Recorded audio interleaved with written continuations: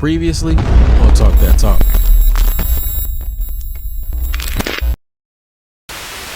Here, so me becoming D9, I became D9 on grad level. So because I became D9 on grad level, it's definitely different. It's totally different. You know, like I have conversations with my line brothers for KXL all the time, and the reality is that when you are plus 35, plus 40, plus 45, or whatever, and you join an organization, either like most people in that time of their lives are really busy with their family and their jobs and careers. It's like so many things moving. So I look at it like when you say turn your backs, are you putting in what we say time, talent, and treasury? You know what I mean? Are you putting in those three things to your organization to contribute in a way that uses your skill set to push things forward?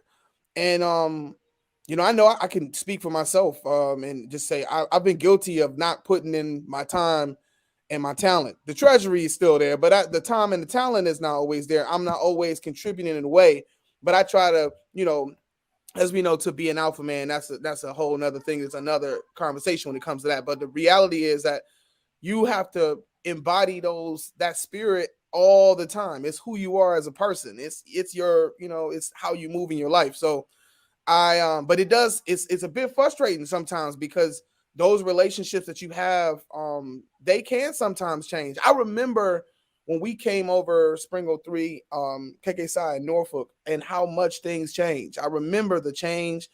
I remember just seeing that too. It was like a 4 or 5 year span that the things were just, they had gotten to the point where it went from totally unknown to very significant on campus, and I'll put it like that. You know what I mean? And to have that type of imprint, it did change your relationship when people start thinking. I had people in the band saying, "Oh, y'all arrogant, this and that and the other." People were like really like getting at us about stuff like that, and we already got it. If you was from Detroit, you already were told you were arrogant anyway. So we already told, "Oh, y'all Cass Tech people, y'all think y'all the shit." We are though. I mean, it's all good though, but you know what I'm saying? Like, I'm just fucking around. Just fucking around. But real talk. That's how we were bred to work hard enough to have an attitude of confidence in yourself. You would never see me or anybody from my time ever talk shit and not want to back it up. We was always the ones like, oh, if I'm gonna talk some shit, oh, let's go to the 50, let's do it.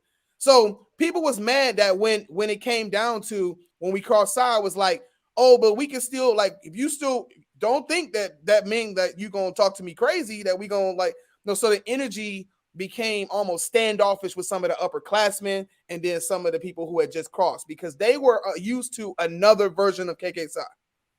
They weren't used to us and how we were operating and the way we were moving in the band in the leadership roles that we took. It was kind of like they were still used to being like talking shit about side, how they want this, how they want that, and all this stuff.